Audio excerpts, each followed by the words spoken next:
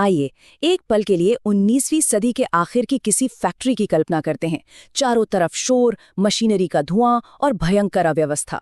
1878 से 1884 के बीच Midvale steel works में एक शख्स ने मैनेजमेंट और वर्कर्स के बीच चल रहे भारी टकराव और इनएफिशिएंसी को बहुत करीब से महसूस किया।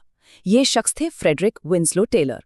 उन्होंने नोटिस किया कि कोई भी अपनी पूरी क्षमता से काम नहीं कर रहा है, और सबसे बड़ी बात, मैनेजमेंट के पास इसका कोई वैज्ञानिक समाधान नहीं था। स्रोत सामग्री पर आधारित आज के इस एक्सप्लेनर में आइए गहराई से समझते हैं कि कैसे टेलर के इन प्रयोगों ने न सिर्फ उस दौर के इंडस्ट्रियल वर्ल्ड को बदल कर रख दिया, बल्कि आज के मॉडर्न वर्कप्लेस और गिग इकोनॉमी की नींव भी रखी। आज का हमारा एजेंडा बिल्कुल क्लियर है। शुरुआत करेंगे वैज्ञानिक प्रबंधन के जनक के रूप में टेलर की पहचान से, फिर उनके मूल सिद्धांतों को डिकोड करेंगे। इसके बाद उनके प्रैक्टिकल एप्लीकेशंस जैसे क्रियात्मक फोमैनशिप और कार्य अध्ययनों पर नजर डालेंगे, और आखिर में उनकी एक बेहद दिलचस्प मजदूरी प्रणाली को देखते हुए टेलर की तुलना हेनरी फेयोल के प्रशासनिक नजरिए से करेंगे। तो चलिए सीधे अपने पहले पॉइंट की तरफ बढ़ते हैं। सेक्शन 1, वैज्ञानिक प्रबंधन के जनक।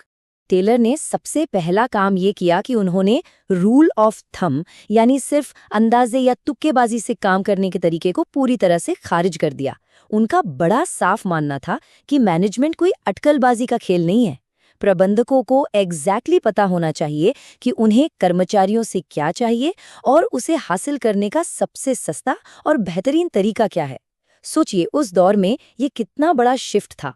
यानी इन शुरुआती प्रयोगों का जो सबसे बड़ा और अंतिम लक्ष्य था, वो बस इतना था कि फैक्ट्री फ्लोर से हर तरह के गेस वर्क को जड़ से खत्म कर दिया जाए।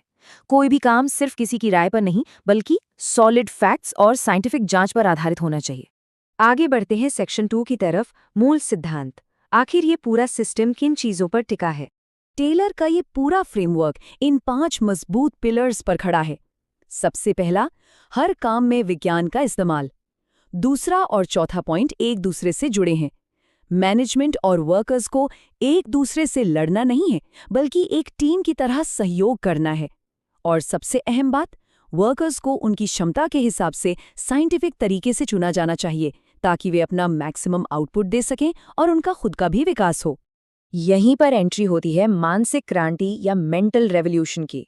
सुनने में थोड़ा भारी शब्द लगता है ना, लेकिन इसका सीधा सा मतलब था एक बहुत बड़ा माइंडसेट शिफ्ट। पुरानी सोच ये थी कि मैनेजर और वर्कर हमेशा इस बात पर लड़ते थे कि प्रॉफिट का बड़ा हिस्सा किसे मिलेगा। टेलर ने कहा, इस छोटी सी पाई के लिए लड़ने से बेहतर है कि मिलकर इस पाई का साइज ही इतना बड़ा कर दिया जाए कि दोनों का फायदा हो। आपसी दुश्मनी को आपसी समृद्धि में बदलने का ये कमाल का आइडिया था।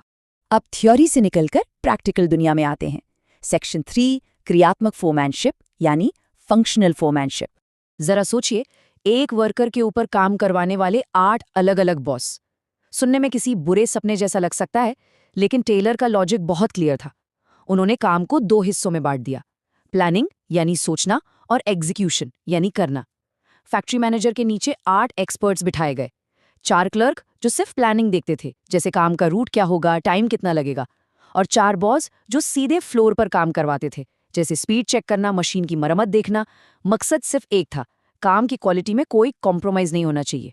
सेक्शन 4, कार्य अध्ययन। अब उन टेक्निक्स को डिकोड करते हैं जिनसे टेलर ने रोजमर्रा के कामों को स्टैंडर्डाइज किया। किसी भी तरह की बर्बादी रोकने के लिए टेलर ने 4 स्टडीज का एक पूरा सीक्वेंस बनाया। स्टेप 1, विधि अध्ययन, काम करने का सिर्फ एक सबसे बेहतरीन तरीका ढूंढना। स्टेप 2, गति अध्ययन, वर्कर की हर गैर जरूरी मूवमेंट या हरकत को खत्म करना। स्टेप 3, समय अध्ययन, काम को पूरा करने का एक स्टैंडर्ड टाइम फिक्स करना। और फाइनली स्टेप 4, थकान अध्ययन, क्योंकि इंसान कोई मशीन तो है नहीं, इसलिए ये तय करना कि वर्कर को कब और कितना रेस्ट मिलना चाहिए। जब ये चारों चीजें मिलती है, तब जाकर पीक प्रोडक्टिविटी अचीव होती है। अब आते हैं सेक्शन 5 पर, विभेदात्मक कार्य मजदूरी प्रणाली यानी डिफरेंशियल पीस वेज सिस्टम। ये टेलर का वो मास्टर स्ट्रोक था जिसने लोगों को ज्यादा काम करने पर मजबूर कर दिया। ये कोई नॉर्मल सैलरी सिस्टम नहीं था। यहाँ आपके फिजिकल आउटपुट और आपको मिलने वाले पैसों के बीच एक सीधा मैथमेटिकल कनेक्शन बना दिया गया। सिंपल भाषा में समझें तो, जो स्टैंडर्ड टारगेट पूरा करेगा या उससे ज्यादा काम करेगा, उसे ज्यादा रेट से पैसे मिलेंगे, और जो टारगेट से चूकेगा उसे पेनल्टी के तौर पर कम रेट से भुगतान मिलेगा। चलिए इसको एक सोर्स के उदाहरण से प्रैक्टिकली समझते हैं। मान लीजिए दिन भर का स्टैंडर्ड टारगेट 10 यूनिट्स का है। वर्कर ए ने बहुत मेहनत की और 11 यूनिट्स बना दी, तो उसे 50 रुपये प्रति यूनिट का हाई रेट मिलेगा। लेकिन वहीं वर्कर बी, जो थोड़ा सुस्त रहा और सिर्फ 9 यूनिट्स बना पाया, उसका पूरा का पूरा रेट गिरकर सीधा 40 रुपये प्रति यूनिट हो जाएगा।